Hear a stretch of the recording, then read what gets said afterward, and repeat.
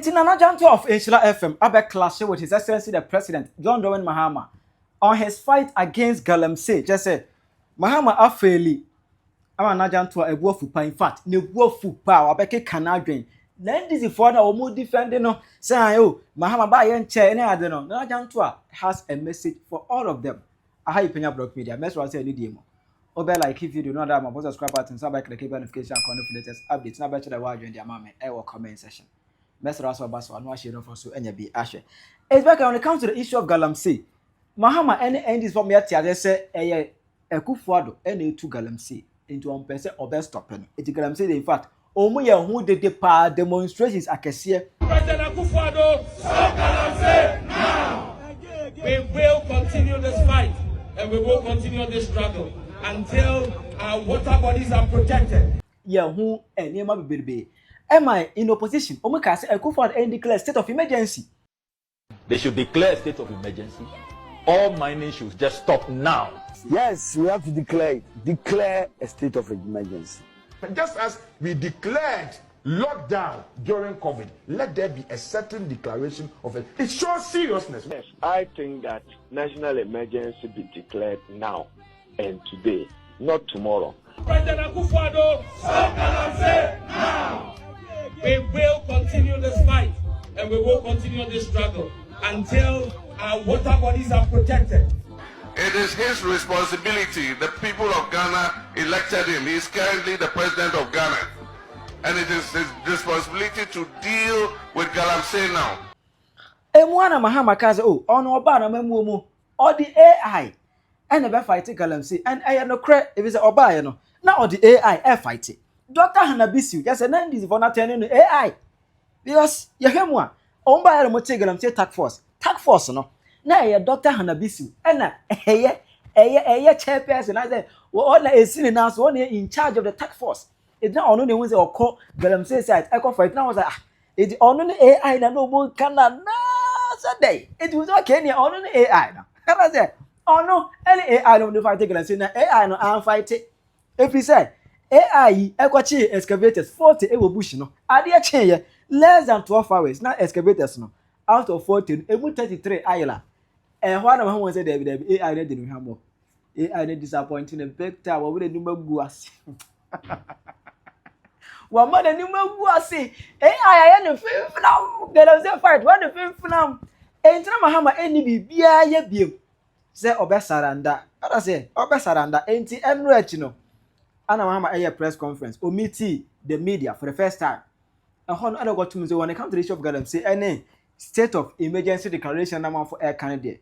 Master on the party, won't mean declare state of emergency, Munya de Mokado Kolachi, won't mean declare state of emergency, won't be opposition, no care no more pressure, or no they might go for the pressure, Hunuka, or they won't mean declare state of emergency. Now, Emono, Nana Jantuah, or can you fact, or fire pan, then is one of more defend.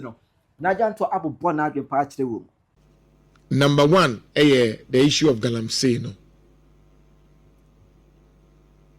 Now from Enra na ye kan ho asem no. Na hu say NDC fo ni bi as usual. O ma hye because ye will be wo ho a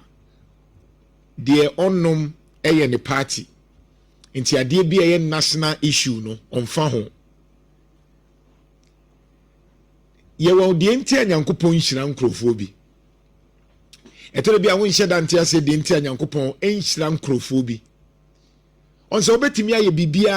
waye do be ye bia na nyankopon hyira ejapade no so nya na ahwerew all because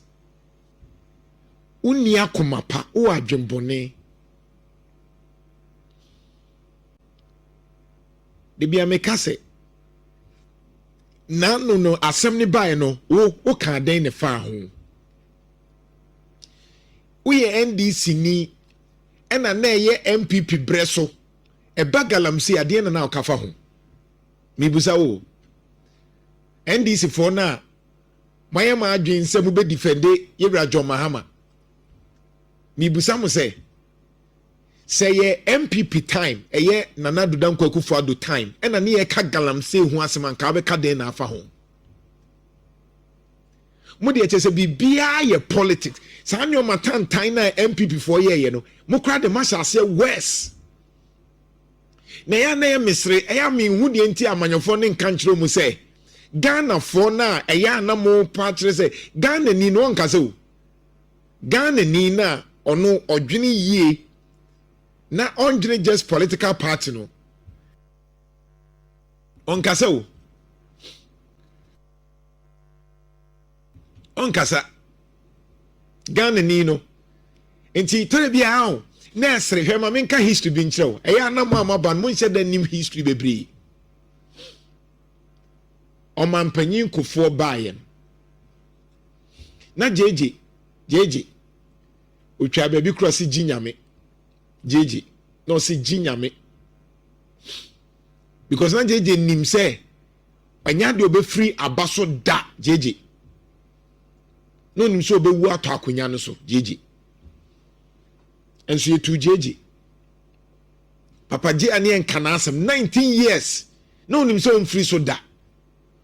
impo time who say wa rimpo no na edin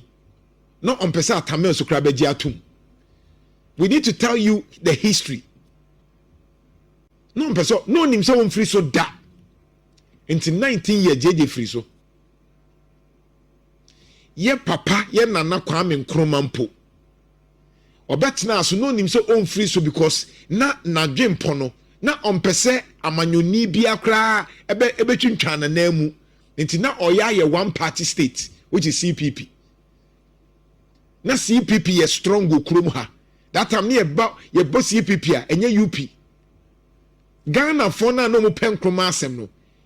enkofo timi ye ma afei Ghana for no ema CPP ye te se sebi atentenhuru ye rakofo bai mekai ye yi Omampanyin Kufuor no that time baby anameti go from ye bose ye atamils ye nyina atamils ye tissue chrome because na bin see da se yenya obia ye party se NDC free so na ye nia jewo asantememu ha ne ye dede wo chrome ha se enkwagye abafie ye Kufuor be ye ne the positive change part 1 positive change part 2 no by muntieu Omampanyin Kufuor Ghana for penasem no by 2007 na ne ho ahyase ayehi Omampanyin Kufuor de nneoma bebre ba ya atamils John Mahama na Kufuor do krantimi ntwaye no me say repeat de yewra John Kufuor de baye no still atamils Kufuor do John Mahama muntimi breaki sa records no na approval rating no be free so kra na higher sa records no obi antimi breaki records no and so Ghana for in 2007 me kai say yewra asedun ketia ka say sa bre no na MPP for mako 17 obi ase wo president adi NDC for the year campaign ka say akronfo dunso yewra asedun ketia ne kan wo say akronfo dunso ekwa akoto aba ayi kronfo panyin enum na Kufuor do de bai yewra John Kufuor na ye pena asempa o Ghana for eye nyonyono wo fie ha Kumase kra de mama party no mo patcha wo ehuri yesere mo prisoners no mo yio mo yesere mo ntomaye yeto aba no mako miensa MPP enwini NDC bai omunso hye asia in 2012 yewra John Mahama bai odisa na 2014 dumso abem na ye ka ho asem na ne NDC for ni didi atem samre na remember me ye shase attacking me no enye no because radio no I'm over 21 years enti enyoma bi say ekoso a minimum especially when full soldiers are defending everything so winya supporters in the good party no because you see supporters na e wosenka omoka bi eboa Ghana no supporters mo mbe ko bibia ye ko duodium sa I remember in 2008 year to aba ye kikemwa said there be ye here change atamel se buy samre ye mu bi kura ko support bambata RPD Bambata mumbusa obi a onim pa mumbusa Bambata no ye MPP ni but the na ekoso MPP what say ne ho eko support Yewura Tamils ye mu bi near wo campus ye support Bambata because we wanted the change and NDC buy Yewura Tamils be ye economy na saa Ghana for ono mpokra wan be di sika no na Ghana for die su ahokyere enioma nkoye ena Yewura Mahama buy 2012 oba ye be ye ne de kakran 2014 dum so enioma nkoye 2015 na wo se ye ko IMF na Ghana for su na ne supporters defend samre no na MPP for ayenwunu MPP for abafom na Akufo-Addo abafom na Akufo-Addo na ne say oye tutututiri oye ahantan oye arrogant oye sa na for abafom ne kasa ya na abafom na ode mesremo Ghana for mesremo sa abre na Yewura John Mahama nso ama ne battery so na oye onapo no ababa se wa hwan we are not going back na ne nkrofo didi atem na supporters ye ya bedi at media nka didi atem kumi anka mawu social media hey nkrofo edi matem because sabre no ne John Mahama echi se ade na ekoso no yentu supporters na o yen ba ye mu bi no eya na nya didi atem ya de ehu enoma bi wo ha ye hu a mu hu enye de ya na mo kano enoma ye hu no etena bia ye hu nyoma 10 years before enti me betra ha na me kasa na wo ye obi a wo ye enne nipa a ontima se da na me mpese obetima se sa wo ye onipa a wotie mi a wadwene ye enne de bia ne menya problem because me ka daache onso ka ne obi ono ka asem ko daache oni mi woni wa wo ka enne wo dwene enne ho emfa nti issue no metewase sa na John Mahama omututia no omututia John Mahama na mani age because me so me campaign tia John Mahama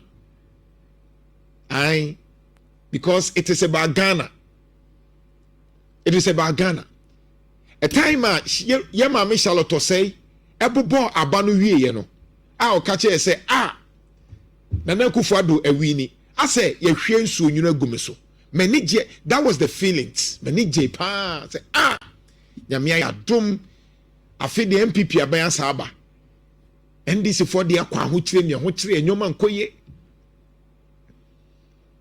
Nana Akufo-Addo ehye ase kakran na nkofo penasem 2 months be match ena me hu se papa no moaye 2 months o sa bre no na MPP fo nya hu de mehu no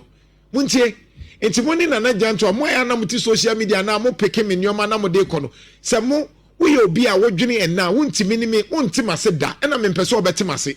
because issues na meka no enne no wonti ase that no beti ase na ebeduru ho no on the MPP for neka enne serial callers ni MPP for no ndo moka enne MPP for no me namfo nom ni MPP for na no mo time MPP for na no mo mpema MPP for na no mo se me NDC ni no enne wan say MPP for no mom enne efre eduru ma bi na MPP for so mom frɛ because me NDC ni enne MPP for no na efre enne MPP for no na say you kaye ni etie ya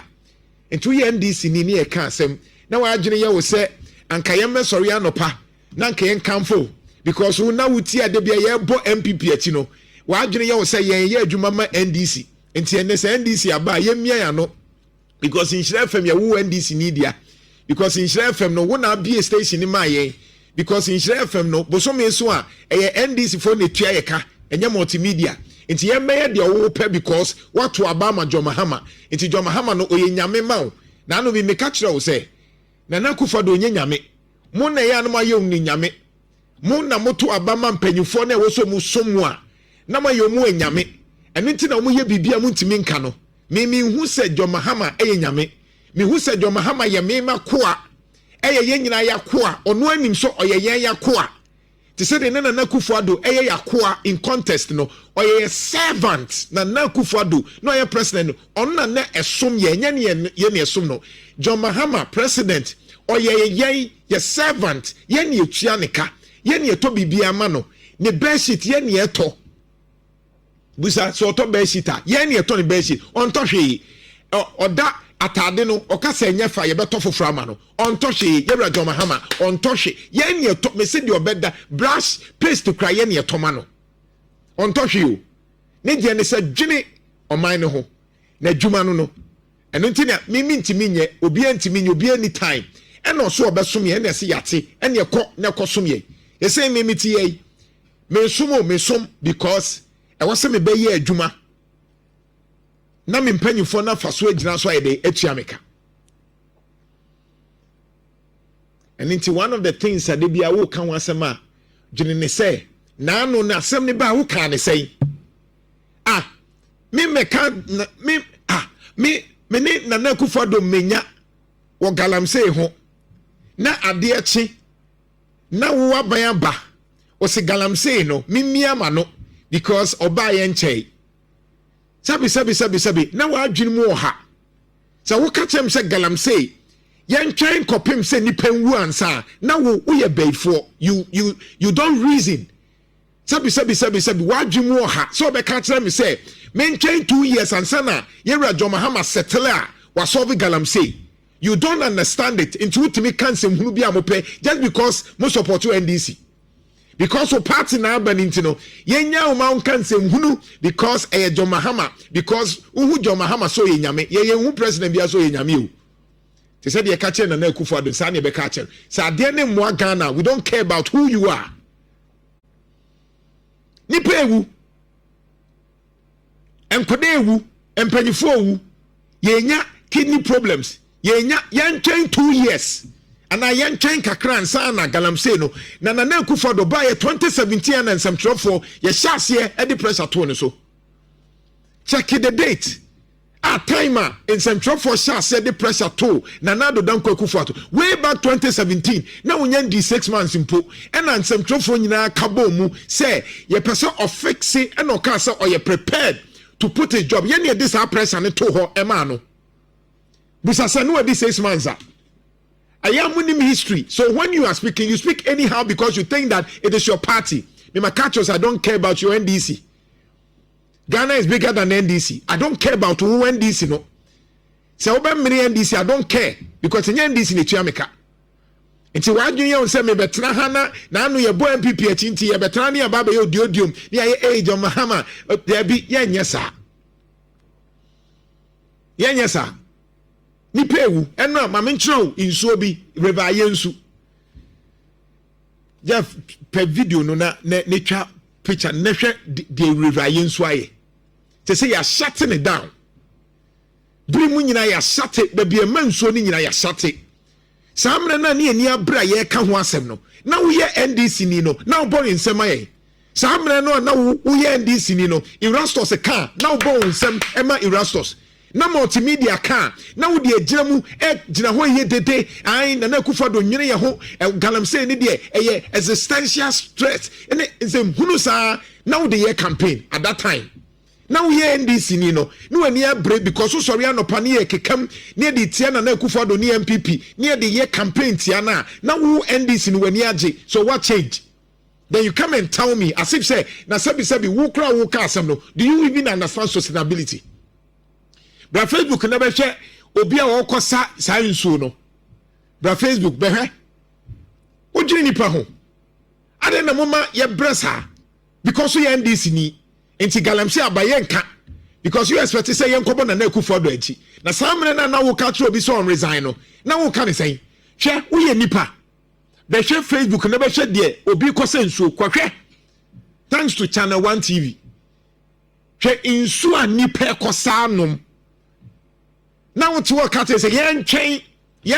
will year wo time according to wo time obi atua home o se young chain kakra obi ma wo home o se young chain kakra because e wa ban because e NDC maka kire we dem monka dem meka obi say we ye hwan me say no problem na ekoba say ya NDC mpanyufo no me tumofo mofu soldiers na obia oye voice of conscience ogina mu eka bi sa bre no Kumasi ahwan na eka bi eduru ba bi no na NDC fo radio station be na etimi sorry gina e defend mo na ye Insira FM munti mu NDC fo nti MPP fo ampema asem ya koye emma said the be change beba Sabre no now sorry radio station ben and a TV station ben the wo Kumasi a na etimi gina mu kan pepepe e kira ban se enye Sabre no oh yuji mo ya ade pa Nana Jantuah mo kan okrepa enne ade na dane Yebra John Mahama ne woso or the Galamsey F campaign muko a Galamsey site ko ye campaign aye worse things are happening and you pay wu bibian sesaye ye kwaka no ma tinkrofo se me na me yesi didi atem kumi anka abeto me NDC from who osre you are funny people come here didi atem ne ehunu kumi anka abeto me can people for ne di kai kume ye problem na kumi anka people for ne kume ya tena krom hawo Nyame ne boy ho ban woni ni ma ni pa fam even at the time cry na MPP for threaten me cry no na me ye no worse MPP for can say mo mam show so cry na me menya na kan NDC for say mo mbam show so NDC for me say me dem menya mo so meka say me cry Insira FM me ma menya NDC for so mo nka mintie o show biem o show ne nye de kasa NDC for mo nka ni enhwe do bebre. You think say you rely on politicians to survive? And you want to say you rely on politicians to survive? On the politician now by power, we need Juma, Mimi we Juma. MPP abai, omo mu lusu adwuma, me won say me lusu adwuma. NDC be ko, MPP beba, me ye adwuma. Ti say me ka say me na me nya adwuma. Wo na wo ti wo a, wo ni sika, wo me pese me koto aduane pa metimi akoto. Enkame wona wo akachi 1000 cedis 1005 cedis woni me baba beko ye ko ama wo youth na wo that ya say into na say because of insultant tan politicians ahwe na ye John Mahama ba ne ani abre ne say Galamsey solve na o ka brofo na ye ka wansema what you because a wo party who cares about your party? Do you think say to aba because of NDC? Do you think say Ghana for Salai eko to MPP because eye NDC na ye ho ye mo ho ye fe enti na ekoto aba no sana ye mo de na ye mo adwen say mo betena aba so saa e de na kire say omo mo koto aba ma mo no omo nyina ye MPP for don't be this omo ye NDC for don't be deceived munim history obi e wonim history nim say omo mo koto Ghana for no mo koto aba no omo ye open minded people. And it's now for the first time. Ashanti region, I beka say MPP stronghold. But umka say yabeto ama John Dramani Mahama. Ghana ni no menye waje say ope party. Ghana ni the party yede.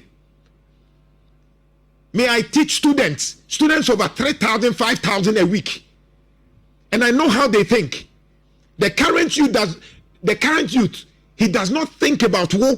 party no MPP no on you Genzi for no mabano.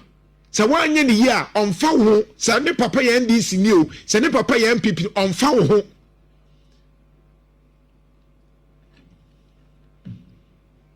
Ana mo ni pabresa. Me se Galamsey issue no. Se John Mahama wa ya no tro kan se ya anopa bia te se de ne ye na na akufa. Anopa bia ye be man krofo so nipa boni ni. Se John Mahama Galamsey issue no. So we are the simple now man crowd for keka me say anope ye be kana te said ye kan ye man kofo so nipa bonini ye man ye kofo hu se na kufa do nipa bonini no Galamsey issue now kind of simple ade ye kunipa na sabi sanso no ye ma obi no ma obetimi ano motete nkran ya ye ka bibia muntie ko kraso ne ko hade ye koso hwe ensuo na hwe first sa botan ka behu what you were sorry and sebi the other flashing washroom crowd the other flashing pono ubetimi anum che we now to defend because NDC mo from NDC ne nko baby Ghana ne chechire wo ye Galamsey wo see MPP for the omu ye ne nye wo ba ya na wo su ba betu and now wo excavator na NDC executive afrel ye gie excavator ne kona na NDC executive afro say we ye party na maden mo ya befo ana ade na ya na mo yam ho sa enti mo de te se akrante ne ma yen san no na sebi woda emma no nso a mo kunu num eye sa de no enti mutumi tu omu fo enti wo kunu ba na wo de sika brew na ye galamsey sika enti wo gidi na de ye po wanim wo de wanim ye kan say pons ne sa anyoma na wani age na wo simu nkawa wani age wo ye oba bone oba bia wo gina ho ma wo kunu ye galamsey na wo sensuo na wo wie dia wakwa kosida won kran na wo timu enum insuo no nyame tua oka enti won se na nse menka ho asem bi emne bi me kan bia asem wo ha say obi a wo ye galamsey no o mewu won se o ma sha ase ewu de bia every week won say yes galamsey ade na tie si no so wakoto nsuom empaibo a ya bogu ho no me se obi o ye galamsey bia no sika no beje ba obehu sika no beje o ho ntɔ da. I don't care what you think because o kunipa insuo na asɛe no enkyɛn o se wonkwa obi say na yenkwa na nipa na sɛ ye nyina yenkwa nipa ba ko awu ba nipa no activities kunipa be millions o se nipa ba ko awu nipa no wawu galamsey ni na wasɛe wu nso ama insutene yenya bia insuo ntimi ma wo de bia wo complain say na Jantuah insuo ma no wo protect no ono a wo di wawu no wadini po over 1 million wu no wu a o se yan nyini nipa no ho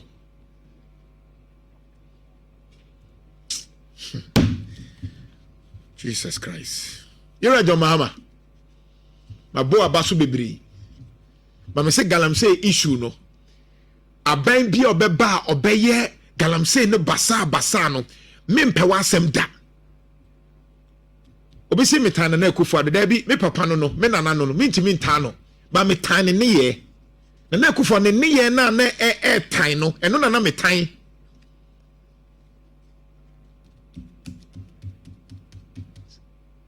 politicians ya dwedodo munya position pe na eno ano ade mu ko school chen hwan bomu bia mo tete school ben ya na makọ edi nyansa na mo wo chen Ghana ni no edi nyansa na wo ye politician you are there because of NDC or MPP and yet say wo de onyansa ade na ya no mo yesa na sorry no pa na de bia yen kaga ya kagala semsa from 2017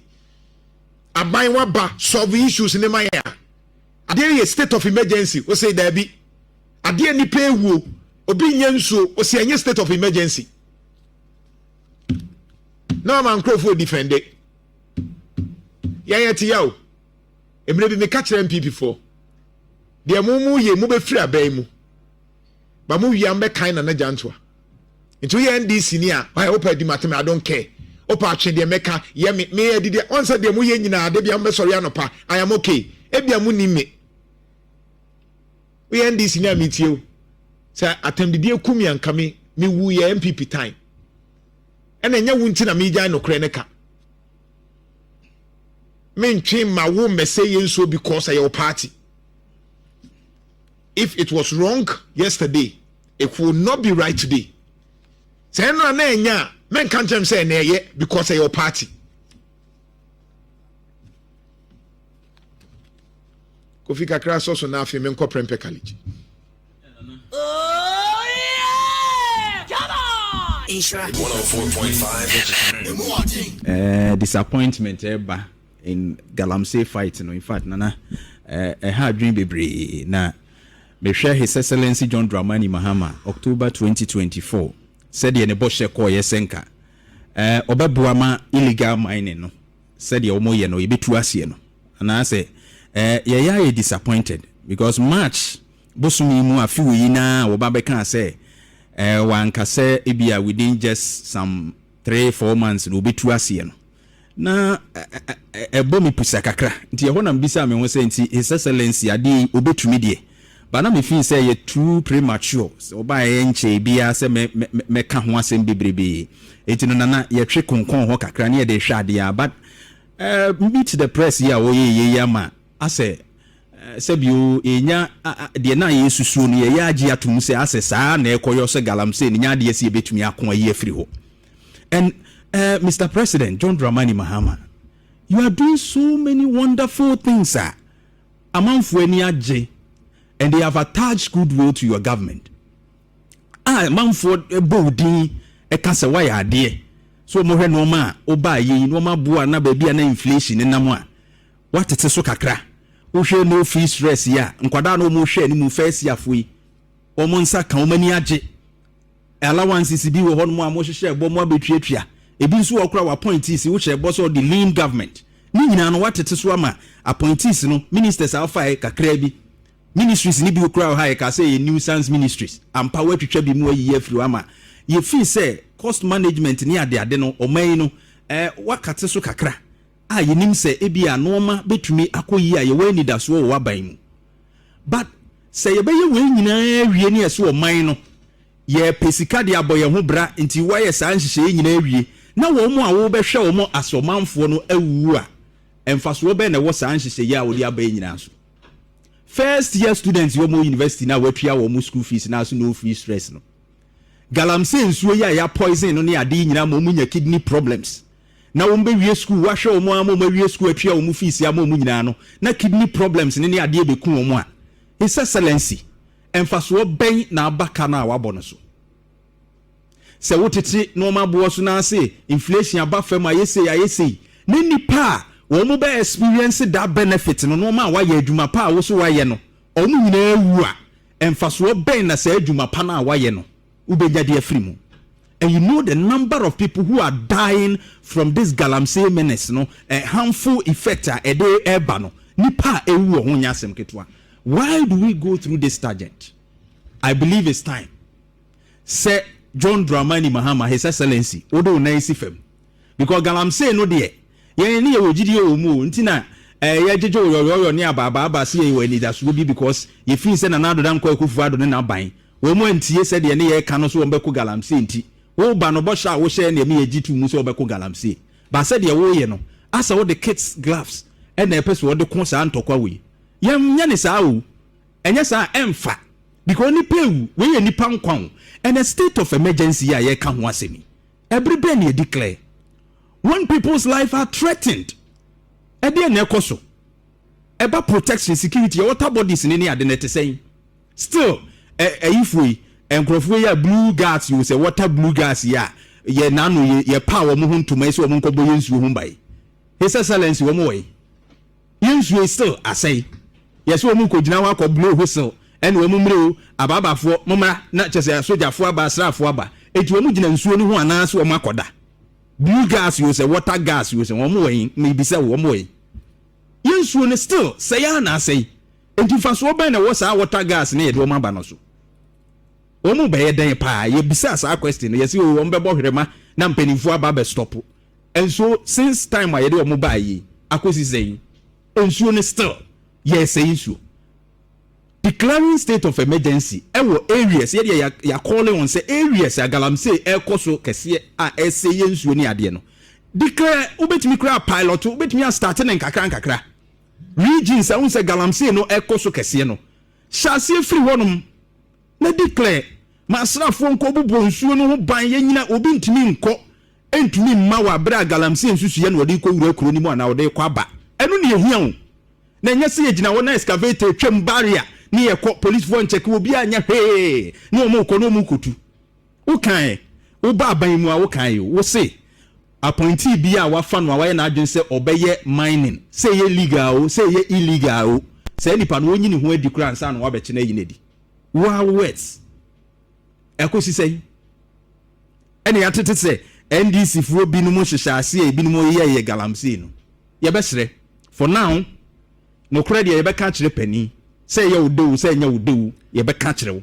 And what Ghanaians want any ejinem we are for the people yensu ye ka ho bi ye no nsuo ni bi ye ntimi nko import nsuo ene yakosem ene ye ka and as wo hwa ayi Ghana Medical Association mo report wo mo de baaye during time when mo Galamsey protest ni ade say yen stop Galamsey no na wo hwe mu a arewo nurse ya hwe ya emfie be ye dunia aduonu ntamu Ghana for productive Ghanaians a wo mo ye adwuma koba ahoɔden ho mu a ebi benya yade ahodo a ntimi mo nkɔma te se kidney dia mebo so ine cancer no yare ahodo ekeka ho no na nyansam ketua o nti asem we na ye ka no a ebinum feel say we are just as a dede ne ye and obi tan aban no the foot soldiers will come you will insult us baby say won say o ma me no ko dwom no okoto obode ekoto tomatoes no uni baby efiri wo no a wo bedi yatem no yire no a wo ko dwom no a wakoto fish no a na eda galamsey nsuo no mbi no say wo de unim they say galamsey no ayi nsuo no kura tene kogupum ti fish no mo de ba ya wie ni nyina no say wo nsuo ribi na sebe ba fan wo so wo yi woni nsuo no ane to no wo se no ye be kama mpanimfo ate no mbe ni yie no wo de obedi yatem di yatem na ko na ebeduru so na mesre nyankopon se mo a mo support galamsey ni nyina no o masa yade ne wo hawo no nhyase mfiri mo so na yemfa mo nyamfa to Tirajo mame e wo comment section aha Penyah Media Accra.